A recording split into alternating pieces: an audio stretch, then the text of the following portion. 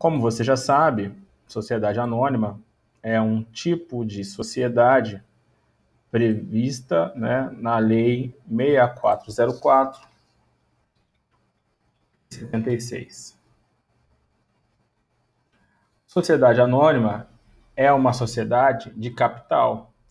Significa dizer que é uma sociedade voltada para a juntada, né, de grande capital. É uma sociedade pensada para um grande empreendimento. Então, uma SA vai ser um banco, uma SA vai ser uma empresa de petróleo, uma SA, né, vai ser uma empresa de aviação, pois o empreendimento realizado é muito grande e precisa de muito capital. Já vimos isso. Em razão da grande necessidade de capital, eu preciso, muitas vezes, de ter muitos sócios, né, chamados de acionistas. Então, eu preciso reunir dezenas, centenas e até milhares, né, ou até milhões de acionistas, dependendo da empresa. Ok?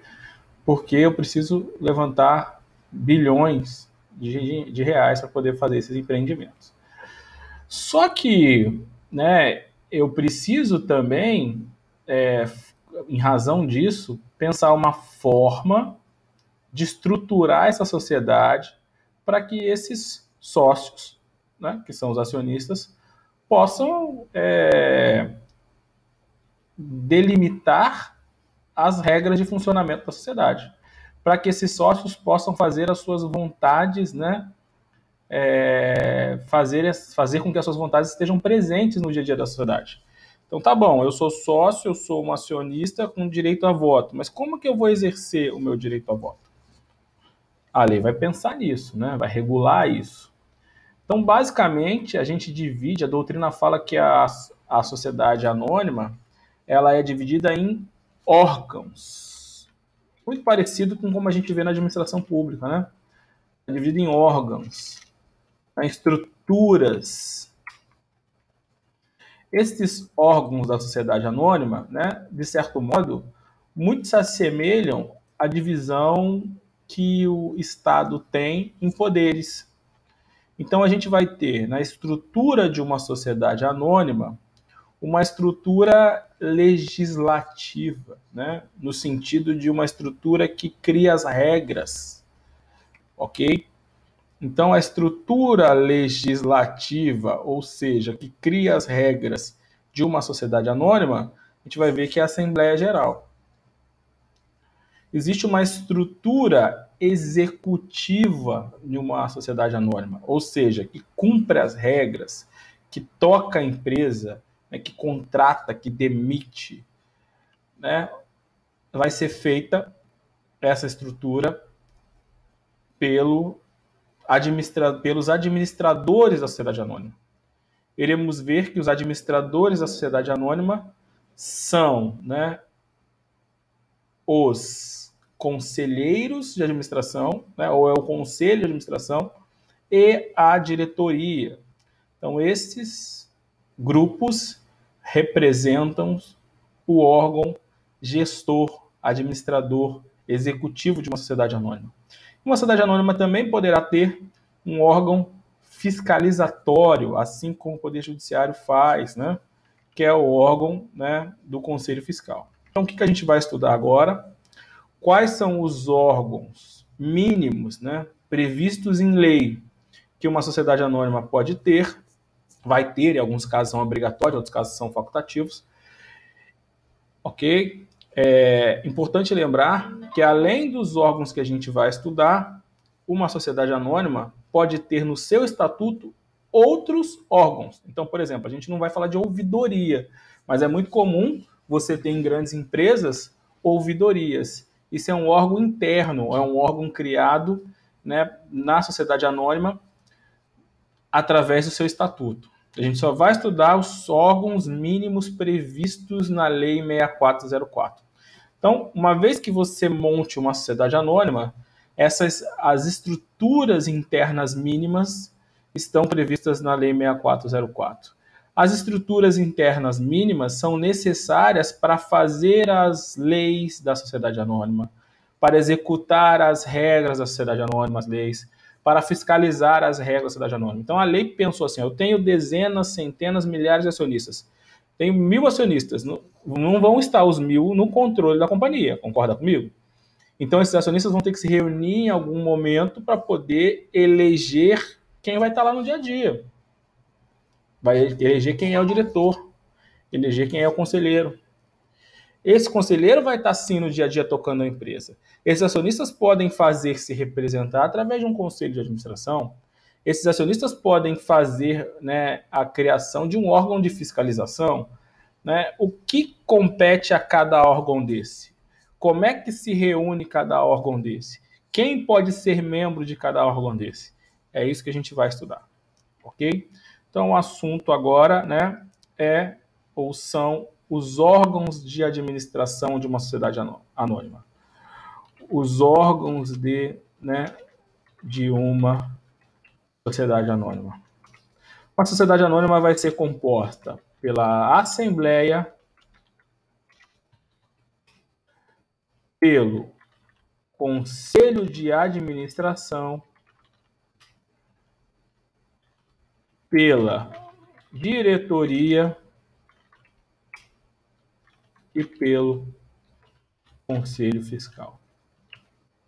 Vamos ver que tem algumas peculiaridades. Por exemplo, o conselho fiscal ele existe, mas não funciona necessariamente. Ele vai funcionar se houver a eleição. Vamos chegar lá, calma, né? Então, essa é a estrutura mínima que uma SA vai ter. Você pode ter mais órgãos, né? Pode, né? Desde que esteja previsto no estatuto. Vamos estudar o que está previsto na Lei 6404. A Lei 6404, né, começa a definir, ou define primeiro, como principal órgão, como o órgão mais importante, né, a Assembleia Geral. O que é a Assembleia Geral? É o órgão máximo, né, de uma sociedade anônima.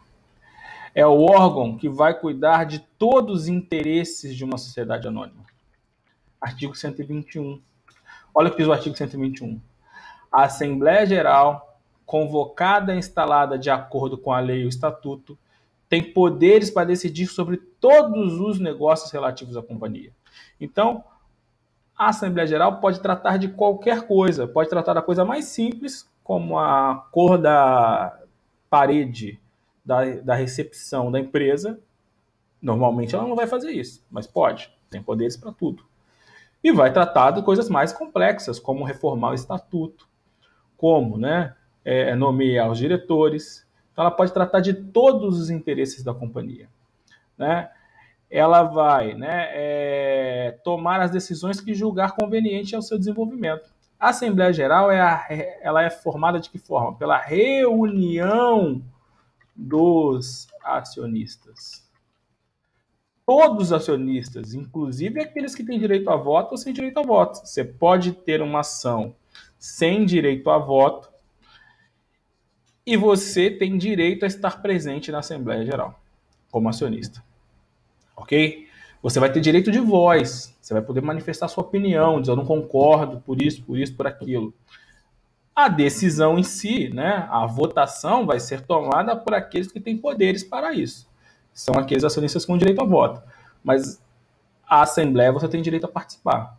É direito de todo acionista participar das Assembleias Gerais. Assembleias Gerais, então, são as reuniões que vão ser convocadas, a gente vai ver, né, anualmente ou extraordinariamente, para que os acionistas possam deliberar sobre assuntos de interesse da companhia.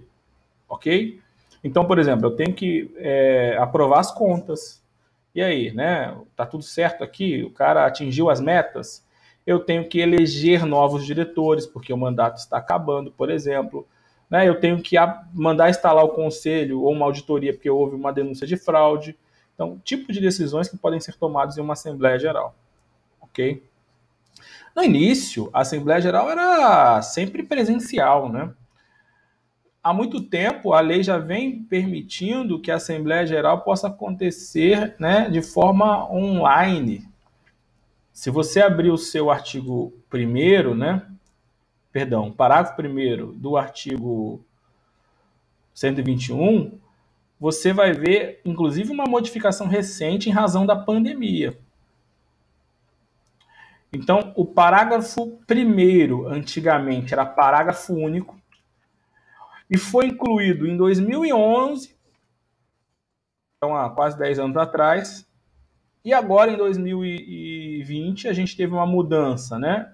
Transformando o parágrafo único em parágrafo 1º, incluindo o parágrafo 2º. O que foi incluído em 2011, que era parágrafo único, hoje é parágrafo 1º? É isso, né? Leia aí. Nas companhias abertas, o acionista poderá participar e votar à distância em Assembleia Geral nos termos dos dispostos na regulamentação da CVM.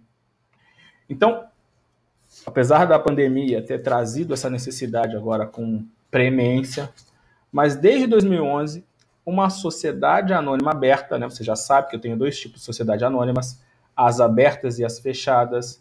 Abertas são aquelas que negociam seus valores mobiliários no mercado de valores mobiliários. Então, essas companhias abertas, elas já poderiam, desde 2011, fazer, né, assembleias à distância, através de computador, né, através de programas de conferência, ok? Nos termos previstos na CVM. Eu também já te disse que o mercado de valores mobiliários, né, a Bolsa, por exemplo, compreende esse mercado, é regulado por uma autarquia federal chamada de CVM, Comissão de Valores Imobiliários. A CVM vai instruir, né, vai criar normativas, né, instruções normativas, que são regras, né, para, por exemplo, regular. Tá bom, você vai fazer uma Assembleia Geral, mas como é que eu faço para convocar as pessoas? Por e-mail. Qual o prazo de convocação? Ok. Quais são os meios permitidos? Pode ser por WhatsApp, pode ser por Facebook, pode ser por, né, por Team Link. Então, tipo de regras, né, que a CVM vai definir para que uma Assembleia Geral, né, possa estabelecer uma reunião, né, ou melhor, que uma companhia possa estabelecer uma Assembleia Geral online. Desde 2011, essa permissão já existia. Com o advento, né, da pandemia, o que aconteceu? As companhias fechadas, ou seja, que eu tenho sócios também, acionistas, né? Só que as empresas que não têm capital aberto, elas passam a também a poder fazer esse tipo de assembleia. Então, a lei recente, né, para fins de prova, o examinador adora cobrar isso de você sabe disso, né? Cobrar atualidades. Então, agora, março de 2020, teve uma medida provisória 931 que mudou, né, o parágrafo 1º para parágrafo único e incluiu o parágrafo 2º. O parágrafo 2º é a permissão de uma assembleia, né, online, remota, para uma companhia fechada, que até então não tinha essa permissão. Olha o que diz o parágrafo 2º. Nas companhias fechadas, o acionista poderá participar e votar à distância, em Assembleia Geral. Só que a companhia fechada não é regulada pela CVM. A quem compete a regulação, né, das companhias fechadas? Na nova estruturação do governo, né, há o Ministério da Economia. Né? Na verdade, há um órgão interno do Ministério da Economia, que é o Departamento Nacional de Registro Empresarial. Quando a gente falou de registro, a gente comentou sobre ele, lembra? A gente falou assim, a junta comercial é tipo o Detran, que vai lá, que vai fazer sua avaliação, que vai expedir sua carteira de trânsito, né, seu certificado de registro de licenciamento de veículos. Mas quem diz qual é a regra, né, para você tirar a carteira de habilitação é o Denatran. Então eu tinha o Detran, que fazia as ordens, cumpria, né, a lei, e eu tinha o Denatran que expedia normas regulamentares. A junta comercial é o órgão igual ao Detran, que cumpre ali, registra de fato os atos constitutivos, né, pega a documentação sua. Agora, quem diz se a documentação tem que ser com cópia simples ou cópia identificada é o Departamento Nacional de Registro Empresarial. Antigamente era chamado Departamento Nacional de Registro de Comércio, DNRC. Então, algumas leis ainda usam essa expressão antiga. Agora é Departamento Nacional de Registro de Empresa. E com a reestruturação, né, administrativa, com a redução dos ministérios, o Departamento Nacional de Registro de Empresa, né, passou a também ser, né, a Secretaria de Desburocratização. Eles uniram tudo lá, né, embaixo do Ministério da Economia. Então, nas companhias fechadas, o acionista poderá participar e votar à distância em Assembleia Geral, nos termos do disposto da regulamentação do Departamento Nacional de Registro Empresarial, integração da Secretaria Especial de Desburocratização, Gestão e Governo Digital do Ministério da Economia. Né? Então, vai ter uma estrutura administrativa nova. O que importa é, para a gente, que a companhia fechada também pode fazer assembleia à distância. Né? E 2, quem vai regular isso é o Departamento Nacional de Registro de Empresa, né? E integração da Secretaria Especial de Desburocratização. Eu não vejo que o examinador vai perguntar o nome do departamento, até porque fica mudando, muda de governo, muda de estrutura, né? Mas o que importa, né, e que talvez não volte atrás, acho que dificilmente isso vai voltar atrás, ainda que mude o governo, ainda que mude a estrutura, é você alterar a possibilidade de uma companhia aberta, né, realizar uma assembleia à distância. Por mais que a gente ainda prefira, ou muitos ainda prefiram, a presença, né, como o caso das aulas, eu acho que as reuniões online fazem muito mais sentido, né? Imagina você é sócio de uma companhia, você vai ter que pegar um avião, ir para São Paulo para participar de uma reunião de 1 hora, né? Só o tempo de deslocamento que você perde, né? E você poderia estar fazendo aqui, como a gente está fazendo as nossas aulas, através de uma videoconferência. Então, eu acho que isso existem que a gente diz o novo normal, né? Então, muitas coisas vão acabar ficando, como, por exemplo, as assembleias à distância, né? Online. Eu acho que é um grande exemplo aí de coisas que vão permanecer mesmo depois do retorno a uma normalidade. Ok? Tá bom. E aí, né? O que mais que a lei trata, regula, né, prevê em relação à Assembleia? A lei vai tratar o que a gente chama de competência privativa. Tá bom. Já vimos que uma Assembleia pode tratar de tudo, desde escolher a cor da parede da recepção da empresa, da companhia, até alterar o estatuto, até eleger os diretores. Mas existem algumas matérias que são de competência privativa da Assembleia? Em outras palavras, existem alguns assuntos, né, que só podem ser decididos pela Assembleia? Sim. Então, a lei vai estabelecer o que a gente chama de, né, competência privativa da Assembleia Geral. Então, imagine, eleger um membro do Conselho. Só uma Assembleia pode fazer. Só os acionistas reunidos em Assembleia. Reformar o Estatuto. Então, alguns assuntos são elencados pela lei como, né, assuntos de competência privativa da Assembleia. Igual a Constituição Federal fala que, elaborar projeto de lei orçamentária, competência privativa do presidente da República. Lembra disso? Né? Já viu isso, direito constitucional? Elaborar projeto dos militares, né? De remuneração dos militares, competência privativa do presidente da República. É a mesma coisa, né? Então, a gente vai aqui para a sociedade anônima, né? Pensa na Petrobras, e alguns assuntos só os acionistas podem decidir. É óbvio que são os assuntos mais importantes, é óbvio que são os assuntos mais gerais, é óbvio que são os assuntos que, né, vão regular a sociedade, que vão endividar a sociedade, são coisas bem importantes. A gente vai ver aqui, tá? Então, assunto número 1, reformar o Estatuto. Lembre-se que o Estatuto Social de uma sociedade anônima é a sua regra máxima. Acima da lei, aliás, abaixo da lei, quem manda é o Estatuto, certo? O Estatuto é como se fosse o edital lá do concurseiro. Né? O concurso não tem que seguir, o concurseiro não tem que seguir o edital. A sociedade anônima, o diretor, o conselheiro, o acionista, todo mundo tem que seguir o Estatuto. O Estatuto é a regra interna, é a regra máxima da sociedade anônima. Quem pode mudar as regras do jogo? Os próprios acionistas. Então, a gente vai colocar que agora o dividendo é de 50% do lucro. Não, é 25%. A gente vai colocar né, que a gente vai ter uma estrutura, né, assim, diretoria, presidência, diretoria financeira, diretoria de marketing, diretoria, né, operacional.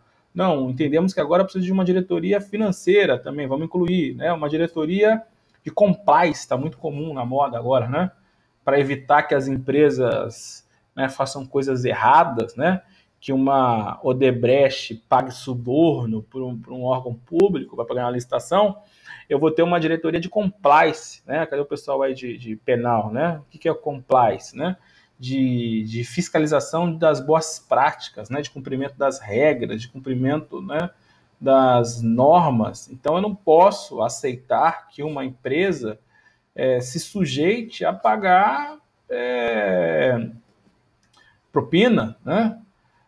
Mas o diretor, ele é remunerado com base no lucro que a companhia ganha. E se ela ganhar mais editais de licitação de obras públicas, ela vai lucrar mais e, consequentemente, o diretor vai ganhar mais. Então, eu preciso de alguém, né, que cuide disso, que fiscalize isso, que não permita que isso aconteça, né, que se sujeite a esse tipo de coisa. Então, por exemplo, né, colocar no nosso estatuto a criação de um órgão de compliance, que normalmente vai ser vinculado abaixo, né, da própria Assembleia, ou seja, vai estar acima da direção justamente para poder fiscalizá-los. É um exemplo, né, de uma reforma do estatuto possível, atual e necessária nesses momentos, né, em que as empresas passam a ser demandadas, né, em instalações, né, de regras de compliance. Já viu esse termo, né? Muito usado agora no penal, né? Que visa, né, gerar valor às empresas, né? Que visa fazer com que as empresas criem, né, alinhamentos, né, às legislações, ferramentas de prevenção, né, ao descumprimento das normas. Tá? Então foi só um exemplo. Segunda competência privativa da Assembleia. 2. Eleger ou destituir a qualquer tempo os administradores. Acho que eu já te falei isso, não falei, falo agora. Toda vez que a lei usar a expressão administradores, ela está mencionando, ela está dizendo os conselheiros de administração e os diretores. Então, a lei diz que administradores de uma companhia são os conselheiros e os diretores. A gente vai ver que nem toda companhia tem um conselho, não é obrigatório, mas vamos chegar lá. Então, quem vai eleger os conselheiros? Leia-se os conselheiros de administração e os diretores, dependendo do tipo de companhia, né, vai ter conselheiro ou não. É a Assembleia Geral. Então, a gente é acionista lá da EBX Petróleo e Gás. Então, somos 1.500 pessoas. A gente precisa eleger um CEO, não é isso? Né? CEO. Né? Quem que é o CEO? É o gerente de operações. Então, é a pessoa, né, que toma conta dos negócios da empresa, que toca o negócio. Certo? Aí esse nome é importado, né? Mas como se fosse o diretor-presidente.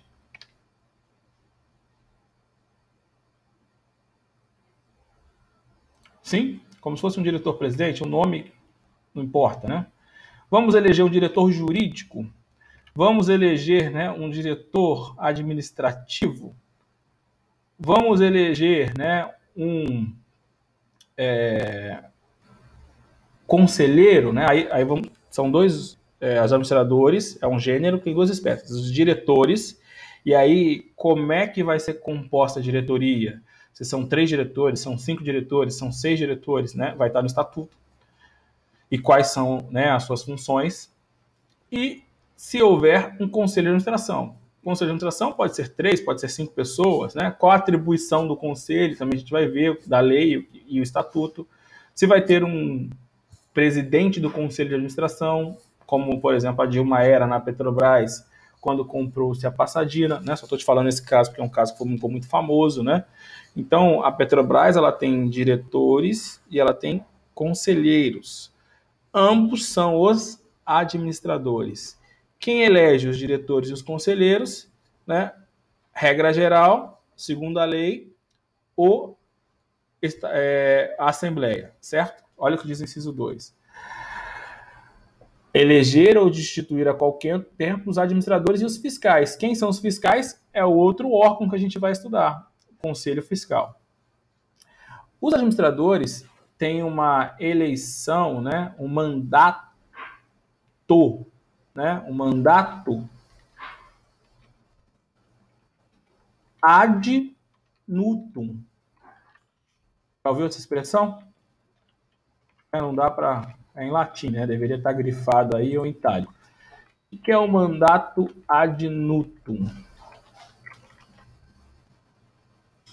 O funcionário ou mandatário, melhor dizendo, ad nutum, é aquele que pode ser destituído a qualquer tempo.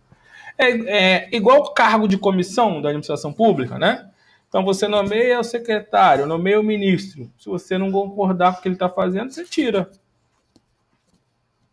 Ele tem um mandato ad nutum. É diferente dos mandatos, né? Em que a pessoa não vai cumprir o mandato, só pode ser demitido por um processo de impeachment. Então, o mandato do ministro do STF, ele é até a sua aposentadoria ou processo de impeachment. O mandato de um não é diretor, não, como é que chama? Da CVM. É conselheiro? Deixa eu olhar a 6385. O mandato, né, dos eleitos lá para representar, para cuidar da CVM, não é ad nutum. Significa dizer que ele vai ficar lá por tanto tempo e só sai num processo de impeachment. Ok? Diretores, né? O presidente da Comissão de Valores Imobiliários e os diretores são nomeados pelo presidente da República, depois aprovados pelo Senado Federal, dentre as pessoas de conhecida reputação ilibada. O mandato dos dirigentes da comissão é de 5 anos. Tá? Então, o mandato ad nutum é aquele que a pessoa é destituída a qualquer tempo. Também isso é importante aí para fim de prova. Ok? Que mais? Que uma competência privativa da Assembleia. Exigir a prestação de conta dos administradores. Então tá bom, tá, você está aqui tocando a empresa por tantos anos, você cumpriu o que a gente combinou, né? A empresa deu lucro conforme a gente combinou que você ia aumentar 10% o lucro, aumentou os lucros. Né? Você combinou que você ia aplicar tanto em energia renovável, você aplicou? Você combinou que você ia reduzir o déficit trabalhista, reduziu? Né? Então eu vou olhar os resultados que foram produzidos, né, pelos membros da administração e vou olhar suas contas, né, para ver se os balanços estão legais, vou mandar auditar. A companhia precisa se endividar, por exemplo, através da emissão de debêntures. Já estudamos na aula passada, né, que são debêntures, né, são títulos, valores imobiliários que dão ao seu titular um direito de crédito em face da companhia. Então a companhia precisa de dinheiro, ela pode se capitalizar de várias formas, emitindo novas ações, por exemplo, emitindo debêntures. Então ela pega um empréstimo, né, dos debenturistas. Então o debenturista empresta um dinheiro para a companhia e recebe, em contrapartida, um documento, um valor imobiliário chamado de debênture, que dá a ele o direito de receber aquela determinada quantia em determinado tempo, em determinadas condições. Então você vai receber daqui a 5 anos o dinheiro que você emprestou com juros tal, né, por exemplo. Então, para a companhia se endividar, vai ter que ter autorização da Assembleia Geral, né, é o caso do inciso 4, tá bom? Suspender os direitos de acionista, tá? Os acionistas vão ficar sem o direito de receber dividendos, por exemplo, por um semestre, por um ano, né? A Assembleia só pode fazer isso. Lembra daquele processo de avaliação dos bens que integram a companhia? Uma das primeiras aulas que a gente viu foi a instituição de uma sociedade anônima, e a gente disse que a instituição de uma sociedade anônima, né, acontecia através do dinheiro que os acionistas, né, colocavam na empresa e ou dos bens. Se um acionista formasse, né, dasse patrimônio bens para compor uma sociedade anônima, então a gente vai montar uma universidade e eu preciso de prédios, né? Por exemplo, você vai entrar com prédios. Você tinha lá que era uma outra coisa. E aí você pode, é possível, vai ter que fazer um processo de avaliação, a gente já viu isso, né? Avaliação por 3 peritos ou empresa especializada. Quem é que vai concordar com aquele laudo de avaliação produzido e vai fazer com que esses bens incorporem ou não ao patrimônio da companhia? A Assembleia Geral. Então está ali como competência privativa da Assembleia Geral, deliberar sobre a avaliação dos bens que um acionista, o exemplo você que deu os prédios, vai concorrer para a formação do capital social. Então veja como uma coisa está ligada à outra, né? A gente falou da formação do capital social e a gente falou que a Assembleia Geral ia deliberar. Quando a gente fala da Assembleia Geral de novo, né, e vai tratar das competências privativas da Assembleia, a gente vê que é justamente deliberar sobre a formação desse capital social. Tá? Isso aqui a gente já tinha visto, inclusive.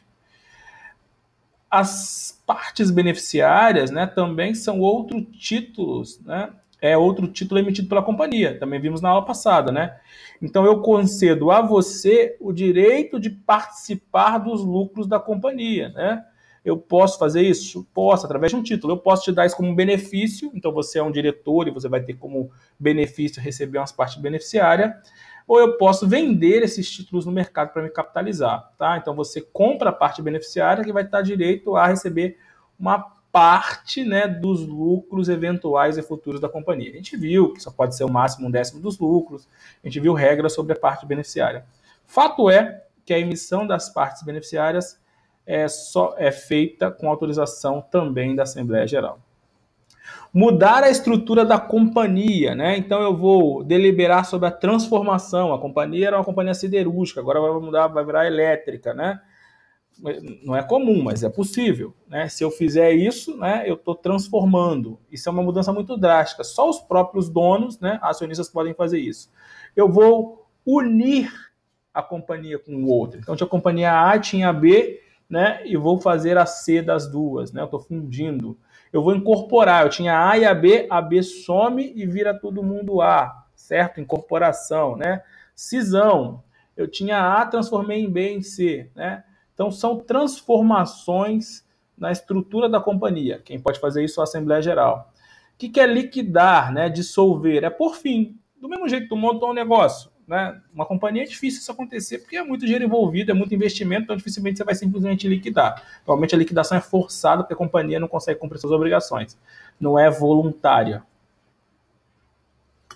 Você não pode montar uma loja no shopping de Santa Cruz e você fala, porra, gastei 100 mil, montei a loja aqui, comprei as mercadorias, aluguei, reformei e tal. Aí tu vê que no mês que vem, você, em vez de ganhar dinheiro, tu perdeu. Então tu vendeu 10 e gastou 12. No mês que vem, tu vendeu 9 e gastou 13. Né? No mês que vem, tu vendeu... Ou seja, você até fica 1 mês, 2 meses, 6 meses tendo prejuízo. 1 ano. Depois de um ano, você fala assim, cara, esse negócio aqui tá errado. Né? Ou eu escolhi a mercadoria errada, ou o shopping é ruim, ou sei lá o que aconteceu, não sei, isso aqui deu ruim. Eu coloquei em 100 mil, né? Agora só tenho mais 30 mil de mercadoria, né? O resto eu gastei, pagando aluguel, pagando funcionário, reforma. Então, se eu fechar a loja e vender tudo aqui a mercadoria, eu apuro 20 mil. Eu falei, é melhor eu fazer isso do que eu ficar endividado, né? Porque a empresa pode falir e eu ainda posso ficar devendo para as pessoas. Aí você resolve liquidar a empresa. É possível fazer isso? É um ato drástico, né? É um ato difícil de acontecer, mas é possível acontecer, inclusive, na companhia. Quem pode decidir sobre a liquidação da empresa? Os próprios donos, né? Quem são os donos de uma SA? Os acionistas. Então, a liquidação da companhia depende da autorização dos acionistas. Só a Assembleia Geral vai poder decidir sobre a liquidação da companhia. Uma vez que a gente decida liquidar, eu tenho que eleger quem vai fazer isso, né? E aí, essas pessoas vão ser eleitas também pelos acionistas. Existe um outro processo, né, de liquidação. A liquidação ela é a liquidação voluntária, né? Ou seja, é a decisão dos acionistas em por fim a empresa. Às vezes a liquidação é forçada, né? A liquidação é judicial, que é o processo de falência. Uma empresa que está em crise, né, ela pode liquidar-se administrativamente ou ela pode ir até o judiciário e requerer a falência. Também não é muito comum você ver uma empresa aí pedindo a sua falência na justiça, mas é possível. A lei permite a chamada autofalência. O que é a falência? A falência é a extinção judicial de uma empresa. Uma empresa está em crise, está devendo, né? E o que acontece? Ela vai poder ficar o resto da vida devendo para as pessoas, não pagando funcionário, não pagando o FGTS, não cumprindo suas obrigações? Não. Se ela não fizer a liquidação voluntária, alguém, inclusive os próprios acionistas, podem, né, ir até ao judiciário e requerer a liquidação judicial, né, que é a falência. Então, o juiz ele vai determinar o fim da empresa. Quando que uma falência acontece? Quando uma empresa está em crise e não tem como sair da crise. A falência está regulada na Lei 11.101 de 2005, ok? A falência é o fim de uma empresa em crise sem solução. Se a empresa estiver em crise, né, devendo, estiver dando prejuízo e você não ver como sair da crise, não adianta mudar de lugar, não adianta colocar mais dinheiro, não adianta, não tem como sair, a empresa está falida. Né? Aí você vai para o judiciário, né, o juiz decreta a falência, ou você, ou o próprio credor, normalmente é um credor que faz isso. Por quê? Porque ele já vendeu para você há 6 meses e não consegue receber. Ele já foi para a justiça, né, buscou patrimônio e não localizou. Mas ele sabe que tem lá a sede da empresa ainda para penhorar, né? Porque às vezes alguns bens não são penhoráveis também, né? E aí ele resolve para o judiciário. E aí ele pede a sua falência, que é o fim da atividade empresarial. Decretada a falência pelo juiz, né, a empresa para de funcionar. Os bens eventualmente existentes serão liquidados por uma pessoa, né, que é o administrador judicial, nomeado pelo juiz. Esses bens eventualmente existentes e liquidados esse dinheiro vai para uma conta judicial para pagar os credores. Né? Os credores vão ser pagos através de uma ordem legal. Se a empresa está nesse nível, nesse ponto, é porque ela deve muito mais do que ela tem dinheiro para arrecadar. Ou seja, ela deve 1 milhão e tem 100 mil de patrimônio, certo? Então, eu vou pegar esses 100 mil e pagar essas pessoas. Vai pagar quem? Não dá para pagar todo mundo. E a lei coloca uma ordem, né? O primeiro a receber no processo de falência são os trabalhadores, né? Depois os tributos, depois os credores também separados. Credores com crédito com garantia real, credores com crédito, né, com garantia especial, credores com crédito com garantia, né, geral, credores com crédito sem garantia nenhuma, que são chamados credores quirografários, credores subordinados. Você vai estudar isso na Lei 11.101 de 2005, lá em empresa 4. Né? Melhor notícia do dia, a empresa não acaba aqui, tem empresa 4. Do mesmo modo que uma empresa pode estar em crise e pode não ter saída, né, e, portanto, vai haver a sua falência, existe a hipótese da empresa estar em crise e pedir a sua recuperação judicial. Inclusive, a recuperação judicial é regulada na mesma lei, que é a 11.101 de 2005, que trata, né, do cuidado, né, da saída de uma empresa em crise, mas a diferença de uma empresa em crise que fale, de uma empresa em crise, né, que recupera-se, é a sua viabilidade econômica. Então, se uma empresa está em crise, né, não está conseguindo pagar todos os credores, mas ela consegue provar em juízo que ela, tudo bem, eu estou em crise porque aconteceu isso, porque aconteceu aquilo, mas se eu me programar, se eu conseguir aprovar um plano de recuperação judicial, eu consigo sair da crise. Então imagine, eu sou uma empresa e eu faturo 100 mil por mês e eu devo 100 mil no mercado. Só que desses 100 mil que eu faturo, né, eu pago 50 mil de salários, eu pago 30 mil de impostos, e só me sobra 20, e eu gasto 10 mil com outras coisas aqui. Me sobra 10 mil todo mês, certo? Se todo mundo que eu devo 100 mil me cobrar, o que vai acontecer? Né? Eu não vou pagar ninguém, porque eu não vou ter dinheiro, certo? Se eu tiver que pagar todo mundo ao mesmo tempo, eu não vou pagar os empregados, a empresa vai parar. Não vou pagar os fornecedores, a empresa vai parar. Não vou pagar o aluguel, a empresa vai parar. Então, para mim sair da crise, o que eu preciso? No meu exemplo, que é um exemplo mais simples possível, né? Eu preciso parcelar a dívida. Então, eu vou pagar 10 mil por mês para os 100 mil de dívida que eu devo. Então, vou pagar, por exemplo, em 10 vezes. Só que se é um credor só, de repente é fácil você ver esse credor aceitando esse pagamento em 10 vezes. Mas são 10 credores, né? Um deve 200 mil, um deve 20 mil, outro deve 10, outro deve 5, outro deve 1.000, outro deve 19, ou seja, eu teria que concordar com todo mundo para poder fazer o acordo. Né? Um aceita receber em 10 vezes, mas o outro não aceita. Um quer um juros maior, o outro não quer juros. Então, assim, veja como é difícil eu fazer com que todo mundo aceite. É possível eu ter uma recuperação extrajudicial? É possível, mas eu teria que conseguir que todo mundo concordasse. Ok? Então eu vou até o judiciário e levo essa proposta, e no judiciário qual é a vantagem? Né? Várias vantagens eu ir para o judiciário. A primeira vantagem é que eu não preciso que todo mundo concorde, né? Basta que a maioria aceite. Então, se alguém não concordar, mas se a maioria aceitar, todo mundo vai estar sujeito ao plano de recuperação judicial proposto. A segunda vantagem, né, tem os mecanismos que a lei prevê para ajudar essa empresa, como, por exemplo, suspender as execuções, né, que estão em curso no início do processo de recuperação judicial. Quando a empresa apresenta seu plano de recuperação judicial, todas as ações que estão correndo em face da empresa ficam suspensas, né, segundo a lei, por 180 dias, mas a lei admite, inclusive, a prorrogação. A lei não admite mais, a jurisprudência admite. Então, por exemplo, quando a Oi requereu a sua recuperação judicial, se você tinha uma ação que estava em fase de execução contra a Oi, essa ação ficou suspensa. Por quê? Porque é um momento que a lei dá para a empresa se capitalizar, que ela vai parar de pagar alguns credores, né, esses antigos em determinado período, e ela vai poder juntar dinheiro. E, ao mesmo tempo, é o prazo para ela elaborar o plano. Vai dizer, ó, tá, então vamos lá, eu consigo pagar tanto em tantas vezes. Por exemplo, né, eu vou vender parte aqui do meu estabelecimento, por exemplo. Eu vou trocar o diretor, por exemplo. Então, tem várias hipóteses que eu posso propor para que os credores concordem.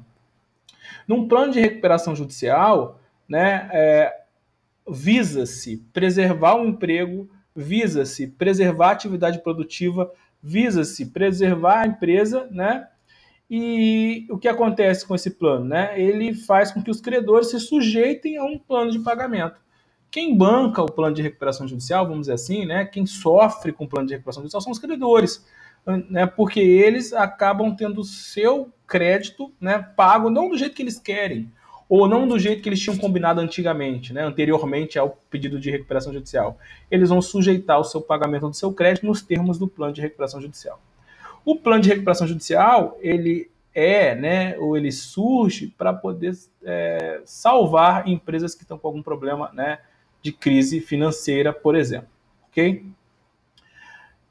A recuperação judicial e a falência é uma coisa muito séria. Quem vai poder requerer isso, né? São os administradores, mas só com autorização da Assembleia, que são sócios.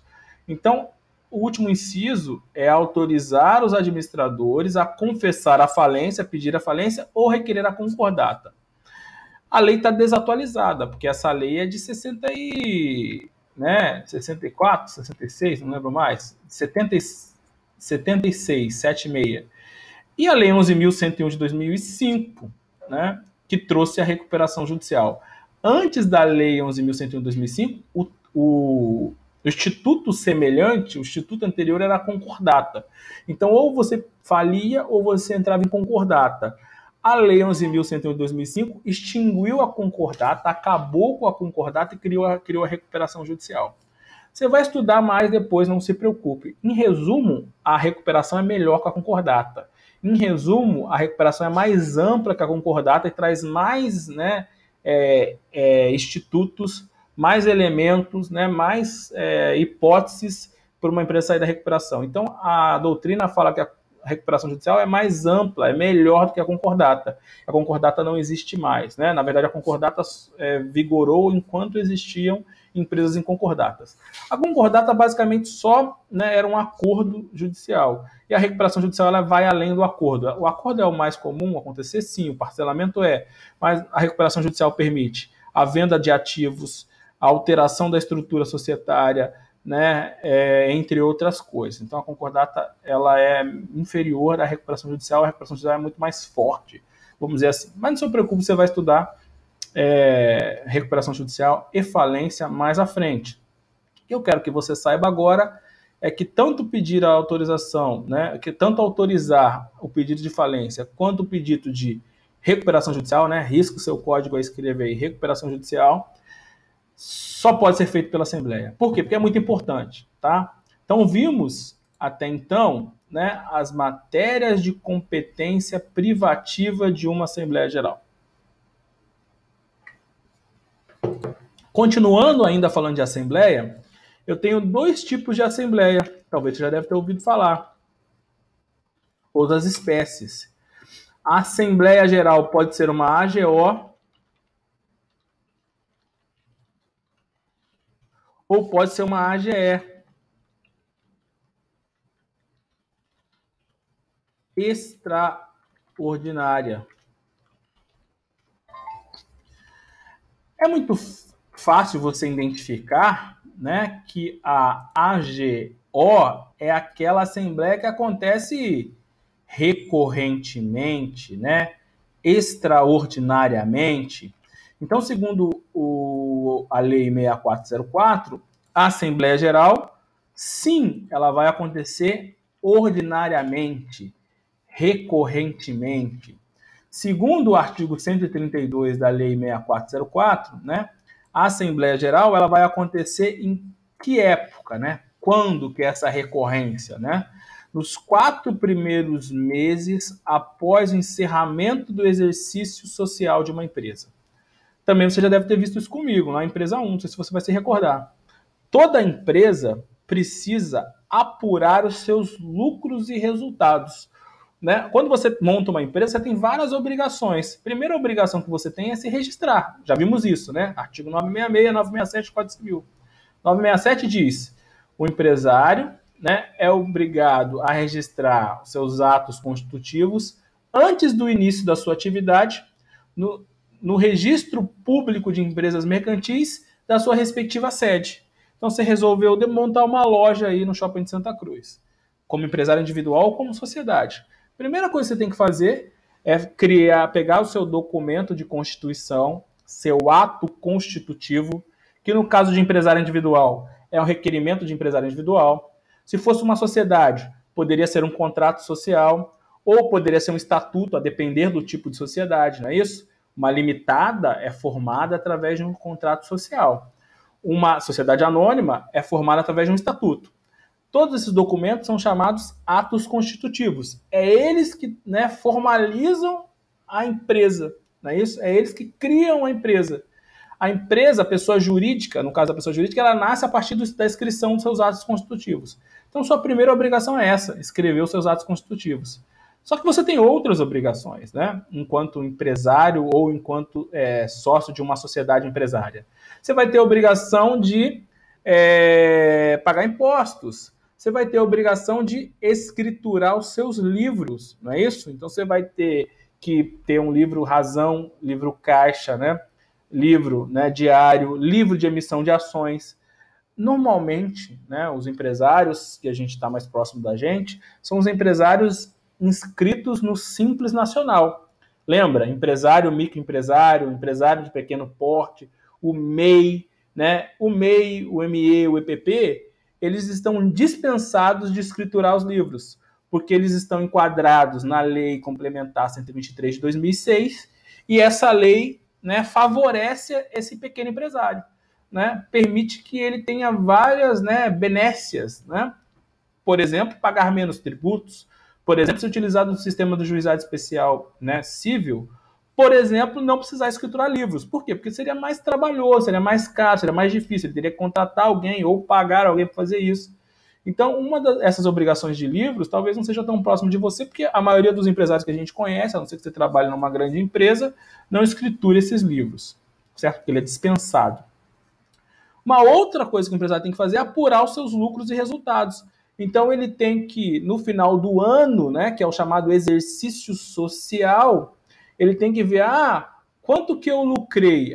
Eu lucrei 10 mil reais, 100 mil reais, até porque vai ter impostos sobre o lucro a serem pagos, né? Meu patrimônio cresceu ou diminuiu? Então, existem obrigações, né, de apuração de lucros e resultados. Isso vai ser feito num período, né, chamado de exercício social. Assim como a administração pública tem o exercício financeiro, lembra? Estudou em direito financeiro? Você não estudou que a administração pública tem que apurar o seu resultado, né, entre aspas, né? Tem que elaborar o seu orçamento. A administração pública trabalha com orçamento. Dentro de um período chamado de exercício fiscal, né, de exercício financeiro, que no caso da administração pública, o exercício financeiro, segundo o artigo 30 da Lei 4.320, corresponde ao período do ano civil, né? Então, na administração pública, de 1º de janeiro até 31 de dezembro, é o período que ela vai elaborar suas leis orçamentárias. A LOA, a LDO, né, o PPA, né, que vai ver o quanto vai entrar de dinheiro e o quanto vai sair. A grosso modo, é mais ou menos o que acontece com uma empresa. Uma empresa também tem um período de apuração né, das suas contas. E esse período se chama exercício social, ok? Toda empresa tem um exercício social. Após o exercício social da empresa, que não precisa ser necessariamente de 1º de dezembro a 31, pode ser outra data, normalmente mas não necessariamente. Eu vou ter, ou nós vamos ter, uma Assembleia Geral, a ordinária. Lembra aquela que acontece todo ano? Ordinária. A Assembleia Geral Ordinária vai acontecer quando? Nos 4 primeiros meses após o encerramento do exercício social. Então, imagine que o exercício social terminou dia 31 de dezembro. Você vai ter 4 meses, né? Janeiro, fevereiro, março, né? E abril, né? Vai ter até 30 de abril para quê? Para convocar uma AGO. Ok? A AGO vai ter que ser convocada. A gente vai ver quem convoca daqui a pouco. E como se convoca. A lei, aí cuidado que para prova isso é muito importante, tá? Normalmente quando a gente fala da AGO, a gente lembra de ordinária, né? De repetição, de uma coisa que acontece sempre. É fato, é verdade que a AGO acontece ordinariamente? É verdade, por isso que ela tem esse nome, inclusive. Só que a lei diz que a EGO vai ser AGO não só, né, por ela acontecer ordinariamente, mas principalmente pelo que decide. Então a lei vai colocar assuntos, né, que vão ser deliberados em uma Assembleia Geral Ordinária. Então, segundo a lei, né, uma AGO é AGO em razão do seu objeto. Vai estar assim na sua prova, por isso que eu destaco para você. Concurso, né? Então, na prova vai estar assim, objeto da AGO, né? Uma AGO vai ser quando deliberar sobre, né? Então, o objeto tratado naquela Assembleia vai configurar aquela Assembleia como AGO, segundo a lei. Então, diz o artigo 132. Anualmente, nos 4 primeiros meses seguintes ao término do exercício social, haverá uma Assembleia, AGO, né? Para decidir sobre, tomar as contas dos administradores. Então, e aí, né? Me dá os livros aí, né? Vocês tiveram lucro, tiveram resultado, né? Vocês cumpriram o que a gente pediu? A gente, né, quer saber se a empresa cresceu ou se diminuiu, se a empresa teve lucro ou teve prejuízo. Quem vai fazer isso? Os acionistas anualmente na Assembleia Geral. Vamos votar. E aí, o que a gente vai fazer sobre o lucro? A gente vai dividir o lucro para a gente mesmo, os acionistas, através de dividendo? Ou a gente vai dividir só uma parte do lucro e a outra parte a gente vai reinvestir na companhia, né? Para que a empresa precisa continuar crescendo. A gente vai, né, eleger, se for o ano para isso, né, novos diretores e novos conselheiros. Tá bom, né? Acabou o mandato do diretor, né? Acabou o mandato dos conselheiros. Vamos reelegê-los ou vamos eleger outros? Tudo isso vai ser decidido nessa Assembleia Geral Ordinária. E por fim, né, existe uma questão que hoje nem é tão importante, acho que a gente já comentou sobre isso quando a gente falou de capital social, mas que está lá na lei, né, que é aprovar a correção da expressão monetária do capital social. Quando a gente montou a empresa 10 anos atrás, a empresa foi montada com R$1 milhão. Antigamente você comprava um imóvel por R$1 milhão e no dia seguinte estava R$1,1 milhão, ou seja, o capital social ele mudava de valor em razão da inflação. E aí todo ano eu tinha que corrigir o capital social em razão da inflação. Hoje em dia isso não faz mais necessário, dificilmente isso pode acontecer, mas não é obrigatório. Porque imagina, eu montei 100 milhões de capital social, mas hoje aqueles bens que eu comprei representam 200. Por quê? Porque a inflação, né, alterou o valor do capital social. Então isso era muito importante. Inclusive a lei colocou a época, em 76, que isso tinha que ser corrigido anualmente. Hoje só serve para prova, né? Não é tão importante assim a correção monetária do capital social. Ok? Vamos avançar. Tá bom. E aí? Tá? Vamos convocar uma assembleia. Quem convoca a Assembleia? É a primeira pergunta, né? A lei vai disciplinar, então, a quem compete a convocação de uma Assembleia Geral. Então, existe uma regra, né, que é uma regra de convocação. Né? A primeira regra é competência para a convocação. Vamos lá, vamos pensar, isso é bem óbvio, né? Você é diretor da companhia, então você sabe se os balanços estão prontos ou não, né? Porque você tem 4 meses para fazer isso. Você pode fazer no primeiro, pode fazer no segundo, pode fazer no terceiro, no meio do terceiro, no último minuto, no quarto, certo? Você vai estar com Hoje eu ainda posso fazer online, né? Mas antigamente você tinha que fazer presencial. Então você tinha que mandar separar o auditório, mandar limpar o auditório, mandar, né, contratar seguranças, mandar fazer cafezinho. Ou seja, existe uma regra de convocação. A gente vai ver agora. Mas você tem que lembrar que a regra é lógica, né? Qual é a lógica? Quem vai convocar a Assembleia? Quem tem momento para isso, quem tem poderes para isso. Então a lei vai criar uma regra de convocação. Por quê? Porque a convocação ela é importante. Porque eu preciso, né, convocar a Assembleia Geral todo ano, certo? Só que a lei fala assim, ó, a competência de convocação da Assembleia Geral, né, em regra, vai ser daquele que está cuidando da companhia. Vai estar de posse lá com a chave do auditório, certo? Ou seja, compete ao Conselho de Administração. Lembra que o Conselho e a diretoria compõem a né? Conselho de Administração e a diretoria compõem o órgão administrativo da companhia. Então, compete ao Conselho de Administração, se houver, ou aos diretores, observado o estatuto, convocar a Assembleia Geral.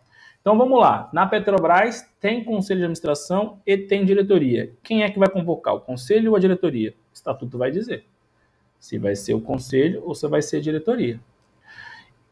A gente vai ver, quando a gente falar de conselho de administração, que nem toda companhia tem conselho de administração. Então a gente montou a OGX, Óleo e Gás, junto com o Eite Batista, e a gente optou por não montar, né, não colocar um conselho, era só diretores. Aí, obviamente, não há que se falar em conselho, portanto, não há que se falar em convocação pelo conselho, portanto, a convocação é por diretor.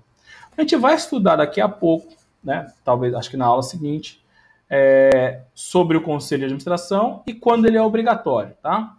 Em resumo, o conselho de administração vai ser obrigatório nas companhias de capital aberto, vai ser obrigatório nas economias mistas, né? E nas companhias de capital autorizado. Mas guarda, a gente vai voltar nisso aqui depois, não se preocupe, eu vou falar de novo quando o conselho de administração é obrigatório e quando ele é facultativo. Numa companhia fechada, né? O conselho de administração ele é facultativo, ele pode não ter. Ele não tendo, obviamente, ele não vai convocar. Então, né? Regra geral, a convocação de uma Assembleia Geral é feita pelos administradores. Quem são os administradores? Conselho de Administração e diretoria. Quem vai convocar no caso concreto? O estatuto vai dizer, né? Se é o Conselho de Administração, se é que existe naquela companhia, e se é a diretoria, conforme o caso. Só que vamos pensar aqui comigo, né? A Assembleia Geral Ordinária, a AGO, pode deixar de ter? Pode deixar de existir? Eu tenho que reeleger os administradores ou eleger outros. Eu tenho que aprovar as contas, eu tenho que destinar o lucro. Pode deixar de acontecer? Seria razoável, né, eu ter uma assembleia sem eleição, sem AGO? Né? É a mesma coisa condomínio lá na tua casa. Quem mora em prédio sabe que eu estou falando isso. Todo ano não tem eleição de síndico?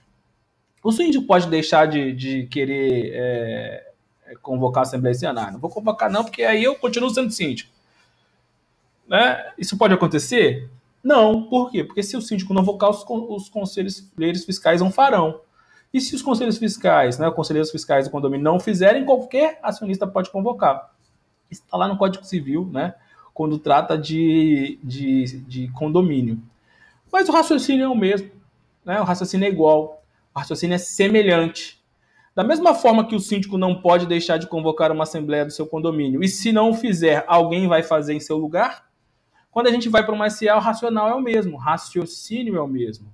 Se os diretores ou os conselheiros não fizerem, porque são incompetentes, porque estão roubando a empresa e não querem prestar contas, né? Não importa o motivo, se eles não fizerem, a lei vai atribuir a possibilidade de convocação a outras pessoas. Razoável, né? Não é isso? Então, olha o que diz o parágrafo 1º. A Assembleia Geral também pode ser convocada. Então, supletivamente, né, se os administradores, né, conselho de administração ou diretoria não convocarem, a lei fala assim, ó, outra pessoa vai convocar. Quem vai convocar? O conselho fiscal. Então imagine que que o conselho de administração não queira convocar porque não querem que as pessoas prestar conta para descobrir o que foi, por que comprou a refinaria de Passatina superfaturado. Um exemplo, né? Estou falando um exemplo aí famoso que você deve ter ouvido falar, se você sabe. E aí, o que vai acontecer? O Conselho Fiscal pode convocar. O artigo 63, né, inciso 5, traz as duas hipóteses, né, nas quais um conselho de fiscal... Eita porra, tô com os dois ao mesmo tempo. Traz as duas hipóteses nas quais um conselho fiscal... Eita porra, vocês conseguiram desliguei, pronto. Um conselho fiscal pode convocar uma assembleia. Né? Lembre-se que eu tenho uma Assembleia Geral ordinária e lembre-se que eu tenho uma Assembleia Geral extraordinária. Ok? Um Conselho Fiscal tanto vai poder convocar uma AGO, tanto vai poder convocar uma AGE. Obviamente, ele só vai poder convocar a AGO quando quem devia convocar não o fizer. E a AGL vai convocar quando for necessário. De uma forma mais técnica, né, é isso que está previsto no artigo 65, inciso 5. Né? Olha o que diz o artigo 63, perdão. Compete ao Conselho Fiscal, aí ele divide a AGO e a AGE. 5. Convocar a Assembleia Geral Ordinária quando? Se os órgãos da administração, ou seja, conselho de administração ou diretoria, conforme o estatuto, já vimos isso, retardarem por mais de um mês a convocação. Então, o exercício social, por exemplo, não acabou dia 31 de dezembro, tinha até 30 de abril, abril até 30 ou 31, acho que é 30, né? 30 de abril, os conselhos de administração e a diretoria, ou como diz a lei, os órgãos da administração, convocar. Passou os 4 meses que a lei permitiu, e passou mais de 30, a lei ainda dá 30 dias de atraso. Ou seja, deu 5 meses, não convocou, ou seja, 30 dias, um mês após o prazo legal, não convocou, o conselheiro fiscal vai lá e convoca. Certo? Então, o conselheiro fiscal pode convocar uma AGE quando retardados por mais de um mês, os órgãos da administração não convocarem. Então, a primeira hipótese de convocação de assembleia pelo Conselho Fiscal é a hipótese de dar convocação da AGO quando quem tinha que convocar não convocou. Ou seja, passou 30 dias do prazo legal, eles não convocaram, o Conselho Fiscal convoca. A segunda hipótese se trata da AGE. A AGE vai acontecer quando? Quando for necessário. Diferente da AGO, que acontece todo ano para aprovar as contas, a AGE é uma Assembleia Geral que? Extraordinária. E o nome já diz. Uma Assembleia Geral Extraordinária é aquela que acontece extraordinariamente. É aquela que acontece sempre que for necessário. Então, passou na Globo lá que a delação premiada do diretor lá que deu dinheiro para comprar para que a empresa comprasse uma refinaria com preço superfaturado, opa, tem corrupção aqui. A gente precisa convocar uma assembleia para, por exemplo, determinar a auditoria naquela compra, fazer uma fiscalização interna da empresa. Um exemplo famoso aí que você conhece. Não sei se eu concordo ou não, é outra discussão. A questão é técnica aqui, jurídica. Então, se quem deveria convocar não convocou, o Conselho Fiscal tem a obrigação de fazer também, Isso por quê? Porque tem motivos graves e urgentes ali previstos. Olha o que diz a segunda parte do inciso 5. E a extraordinária, ou seja, e a Assembleia Geral Extraordinária, sempre que ocorrerem motivos graves ou urgentes, incluindo-se na agenda da Assembleia as matérias que considerarem necessárias. Então, vai dizer, vou convocar uma Assembleia agora porque é grave, porque houve uma suposição de corrupção aqui. Porque alguém está dizendo que a empresa pagou suborno para poder contratar uma empresa. Então, um exemplo aí de motivo grave, urgente, que ficou famoso aí na mídia.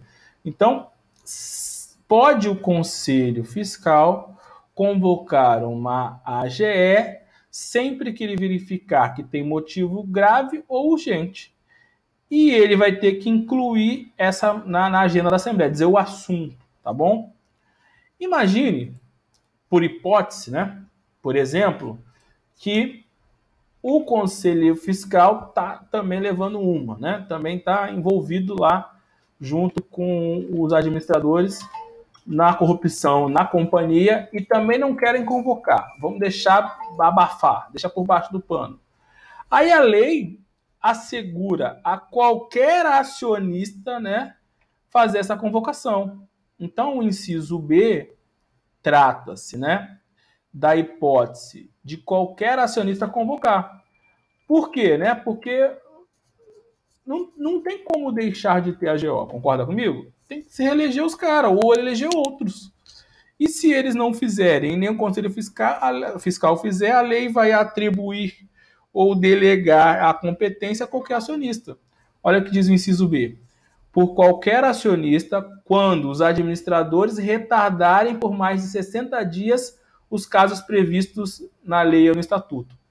Então, a gente tem uma AGO que a lei diz que tem que acontecer em 4 meses, né, após o encerramento do exercício social.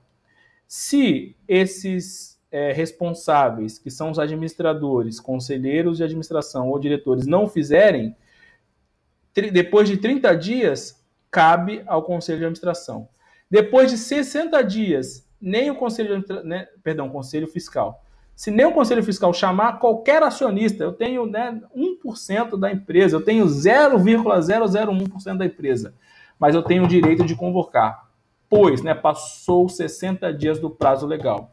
Interessante, né? A lei vai colocando a competência de convocação de forma crescente, né, a permitir que a Assembleia aconteça. Mesma coisa do exemplo que eu te dei lá do seu condomínio.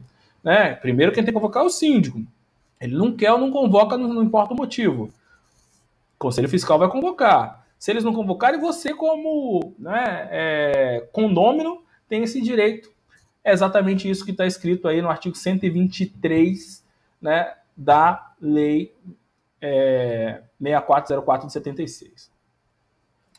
Para a gente fechar, além dessas convocações de Assembleia Geral Ordinária e Assembleia Geral Extraordinária, você, como acionista, não pode querer que algum assunto seja debatido em Assembleia que é de seu interesse? Então, imagine, a gente é acionista da Petrobras e a gente entende que daqui em diante o ideal seria que a Petrobras investisse mais em energias renováveis do que em energias não renováveis. A Petrobras até faz isso, mas vamos pegar isso como exemplo, né? Então, a gente quer que os lucros da companhia, ou parte dos lucros, sejam destinados ao investimento de energia eólica, energia solar, né, sei lá, qualquer coisa assim. A gente entende que o petróleo daqui a pouco vai acabar, vai ficar muito caro, ninguém vai usar, não importa a razão. É nosso direito, concorda comigo? Enquanto acionista, levar essa proposição é nosso direito, porque a gente é sócio, concorda? A lei, então, dá ao acionista o direito de levar a proposição de algum assunto a ser discutido em assembleia. É claro que a lei vai colocar alguma regra, né? Tá bom. Eu tenho 0,00001% das empresas. É suficiente para mim poder fazer essa proposição? Não. Eu preciso ou ter mais ações ou me reunir com um grupo de acionistas que tenham um mínimo, né, legalmente definido para que essa proposição seja levada à discussão. Então, a lei vai colocar um mínimo de acionistas, né, ou de percentual que seja suficiente no entendimento do legislador para que essa discussão seja levada à votação. É o que diz a linha C. A linha C diz que qualquer acionista, né, ou por grupo de acionistas que representem pelo menos 5% do capital social pode convocar uma assembleia para discutir alguma coisa. É lógico que a lei fala assim, tá bom, mas antes de você convocar diretamente, você pede para quem deveria convocar, você pede para o cara que tem a chave do auditório, lembra, né? Pensando naquela situação física. Pede para o cara que tem, né, que é o primeiro a convocar, para ele convocar. Se ele não convocar, em 8 dias, aí você pode convocar diretamente, inclusive. Então, olha o que diz o inciso C. Por acionista que representem por 5% no mínimo, do capital social quando os administradores não atenderem no prazo de 8 dias a pedido de convocação que apresentarem, devidamente fundamentado, com indicação das matérias a serem tratadas. Então, eu tenho 5% ou eu tenho 2% e me reúno a você, e a gente formou os 5%, e aí a gente fala assim, ó, mandamos uma cartinha para quem, segundo o estatuto, convoca. Diretor-presidente, por exemplo, né? Diretor do conselho, por exemplo. Ó, senhor presidente do conselho de administração da Petrobras, entendemos que a companhia deve decidir, deliberar, né, sobre, né, o investimento em energias não renováveis. Diante dos termos da lei, do estatuto, né, da nossa comprovação de quantidade, eu requeiro que Vossa Excelência convoque, né, uma assembleia para isso. Ponto. Ele tem 8 dias para convocar. Se ele não fizer, a gente pode fazer. Certo? Então, é uma previsão legal que dá direito ao acionista a fazer a convocação de uma assembleia para, né, deliberar sobre qualquer assunto que ele entender pertinente. O que eu preciso? 1, ter um quórum mínimo necessário, e 2, requerer que quem direito faça primeiro. Se não fizer, depois eu posso convocar. Ok? A letra D é mais ou menos a mesma coisa que a letra C. A diferença da letra D é que a letra D é para um assunto específico. Enquanto a letra C, né, permite que um grupo de acionistas que representem 5% do capital social convoquem, né, ou primeiro requeram a convocação, e se não for feito em 8 dias, convoquem diretamente uma assembleia para tratar de qualquer assunto, a letra D de dado, ela tem como objeto tratar de um assunto específico. Qual é o assunto? Instalação do Conselho Fiscal. Então, calme, né? Tranquilo. A gente ainda vai estudar Conselho Fiscal. Mas eu preciso te adiantar uma coisa. O Conselho Fiscal, ele é um órgão diferente. A doutrina diz que ele é um órgão de funcionamento obrigatório, mas de instalação facultativa. Em outras palavras, a doutrina diz que toda companhia tem um conselho fiscal no papel. O que o conselho fiscal vai fazer, quando ele se reúne, quais são as suas atribuições. Mas o funcionamento efetivo do conselho fiscal depende de uma assembleia de instalação. Concorda? Eu só vou ter conselho fiscal se os acionistas se reunirem para deliberarem sobre a instalação desse conselho. Porque eu preciso eleger os membros do conselho. Então, pode ser que uma empresa tenha um conselho fiscal no papel, só que esse conselho fiscal não exista de fato, pois ele precisa, né, para existir, da eleição dos seus membros. Será que um diretor vai querer um conselheiro fiscal? Talvez não, né? Pode ser que ele queira fazer coisa errada e não vai querer ninguém fiscalizando. Será que um membro de um conselho de administração vai querer um conselho fiscal? Talvez não. Talvez ele entenda que o conselho fiscal prejudique, né, a sua atuação porque fiscaliza. É aquela coisa, né? Ninguém quer alguém no seu pé lá dizendo se você está fazendo as coisas certas ou erradas, olhando os seus números, né? Então, pode ser que a empresa não tenha conselho fiscal e, né, instalado, pode ser que os membros do conselho de administração não queiram, porque eles têm medo que o conselho fiscal vai atrapalhar, ou eles podem até estar fazendo coisa errada. Em resumo, né, em razão dessas hipóteses, dessas possibilidades, a lei, né, estabelece a possibilidade, agora específica, da instalação de uma Assembleia Geral para tratar sobre o Conselho Fiscal. Então, a diferença da letra D, né, da letra C para a letra D é sobre o assunto. Na letra C era genérico, qualquer assunto. Na letra D de dado é específico, é a possibilidade dos acionistas convocarem uma assembleia para instalar o Conselho Fiscal. Ponto.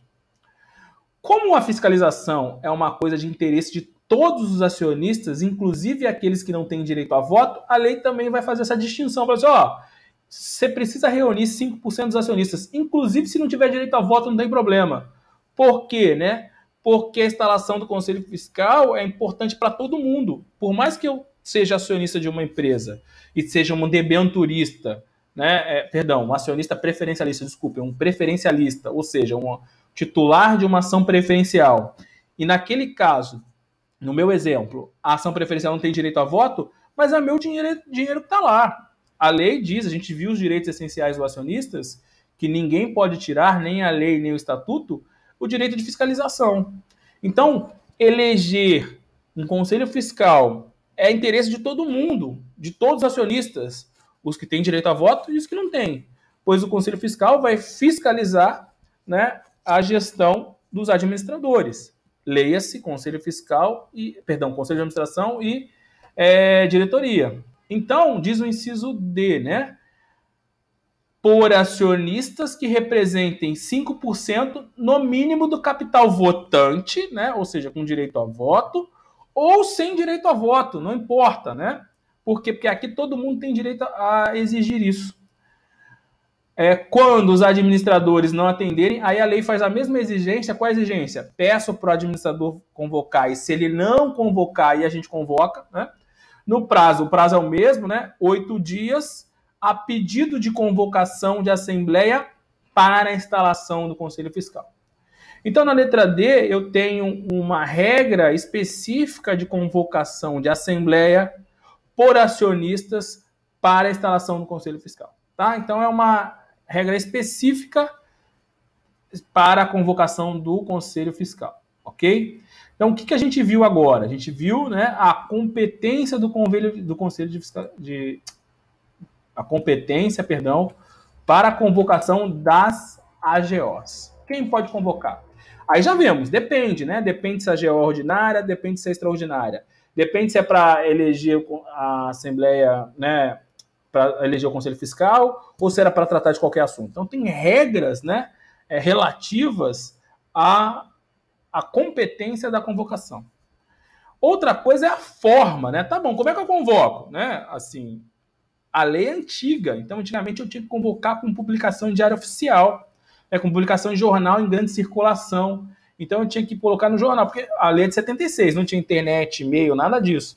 Então a lei nesse ponto está desatualizada, mas é importante você saber que pode cair em prova, né? Então a lei diz no artigo 124, a convocação far-se-á mediante anúncio publicado 3 vezes no mínimo, contendo, além do local, a data e hora da Assembleia, a ordem do dia, né, que é o assunto que vai ser discutido, e no caso de reforma de estatuto, a indicação da matéria. Ah, vou alterar o estatuto. Tá bom, vou alterar em que parte? Vou alterar o objeto da empresa? Vou alterar a estrutura dos órgãos societários? Vou alterar, né, o quê no estatuto? Tem que dizer. Então, isso é uma coisa bem, né, desatualizada, mas é importante para fins de prova.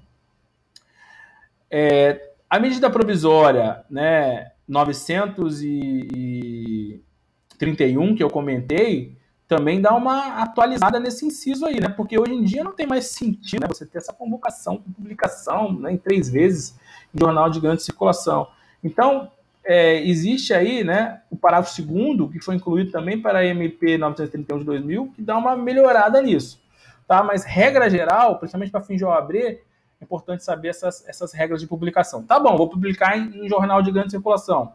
Mas de quanto, 3 vezes, de quanto tempo? Posso publicar um hoje, amanhã, outro amanhã? A lei vai nesse detalhe. Olha o que diz o inciso 1. Nas companhias fechadas, 8 dias de antecedência mínima contados do prazo de publicação do primeiro anúncio. Então, tem que publicar de 8 a 8 dias, né? Na companhia aberta, inciso 2, um prazo de antecedência de convocação será de 15 dias e a segunda convocação de 8 dias. Lembra que eu vou ter a primeira convocação, segunda convocação, né? Então, é igual condomínio, né? Primeira convocação 19 horas, segunda convocação 19h30.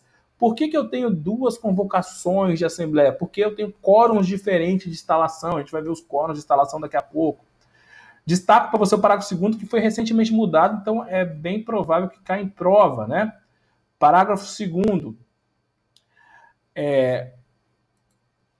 A Assembleia Geral deverá ser realizada preferencialmente no edifício onde a companhia tiver sede, ou por motivo de força maior em outro lugar, desde que o mesmo seja no município da sede indicada, do município da sede indicado com clareza nos anúncios. Antigamente, antes dessa MP, a lei dizia que a Assembleia Geral devia ser, né, realizada necessariamente na sede do edifício da empresa. Agora mudou para preferencialmente, mudou a lei, mudou uma palavra aí. E olha o que diz o parágrafo 2A. A regulamentação da CVM poderá excepcionalizar a regra do parágrafo 2º para as sociedades anônimas de capital aberto e, inclusive, autorizar a realização de assembleia digital. Então, eu posso, né, em complementação ao que está no artigo 121 que a gente já viu, fazer a assembleia via online, a assembleia digital. Quem vai regular a assembleia digital, né, para a companhia aberta? A CVM. Também já vimos isso, né, lá atrás, quando a gente falou da CVM. Ok? Isso são regras de instalação, né? Então, primeiro eu vi quem convoca e agora eu estou vendo, né, como é que a instalação acontece. Na aula que vem, a gente vai ver, tá bom, e aí, a assembleia vai funcionar? Não vai funcionar, né? Ela vai ser... Existe quórum de instalação? Então, próximo assunto é, quantas pessoas eu tenho que ter na assembleia para a assembleia funcionar? Eu tenho que ter... A gente vai ver um quórum mínimo de instalação. Isso é uma coisa. Uma vez que eu instalei a assembleia, deliberei, né, eu tenho a quantidade de pessoas necessárias. Quantas pessoas que estão nessa assembleia, né, são necessárias para aprovação de uma matéria? É o chamado quórum de deliberação. Então, na aula que vem, a gente continua falando dos quórums de instalação e deliberação. Depois a gente vai falar dos conselhos de administração, da diretoria e do conselho fiscal e finish, né? A nossa matéria está chegando ao final, ok? Alguma